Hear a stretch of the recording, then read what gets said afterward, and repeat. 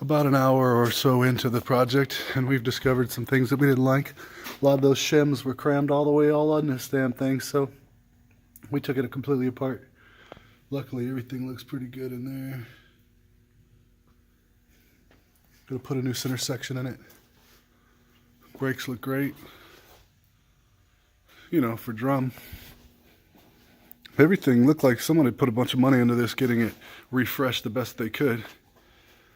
Even the 4-cylinder front brakes were new. New rotors, new calipers, new bearings, everything was new when we took them off of that.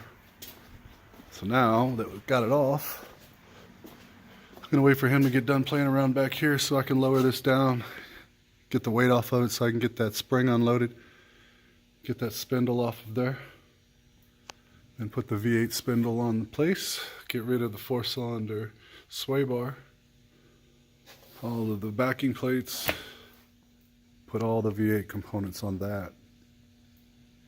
And then she should be legit. Got the V8 fuel, factory fuel lines run right in their factory locations where they're supposed to be.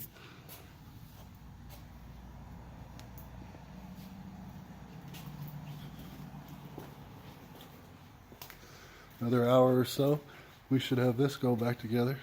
So we didn't end up having to swap the entire rear end. But this is what we found in it. It's kind of good, it's kind of bad, because this was a 410 set that came out of it, which is obviously desirable. Most people love 410s, especially in a little stoplight cruiser. And then this is a 273 going in it, which means it should do about 300 miles an hour, I guess. It's on the highway. With the blower, it should get out of the hole pretty decent too. We'll see how it plays out. I'm sure that's going to get swapped out down the line. Right now, we're just trying to get her where she's a dependable driver.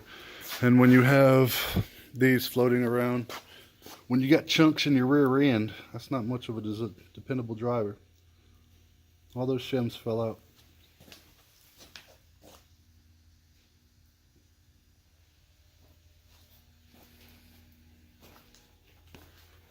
So that's our current progress. We're on schedule as long as nothing jumps up to screw us up for being able to have the whole bottom of the car wrapped up today. That should be nice. So it'll be completed. The entire 5.0 swap will be 100%.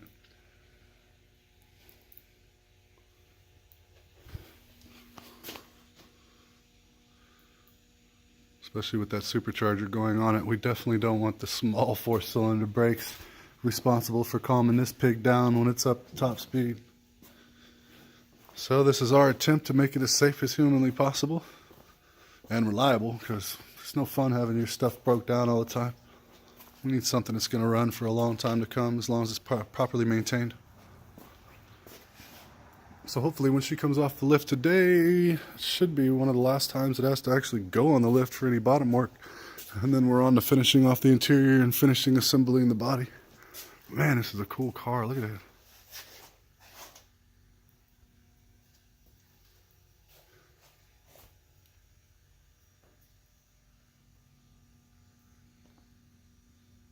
It's going to be beautiful, man. It's going to be beautiful. Love it. All right, stay tuned.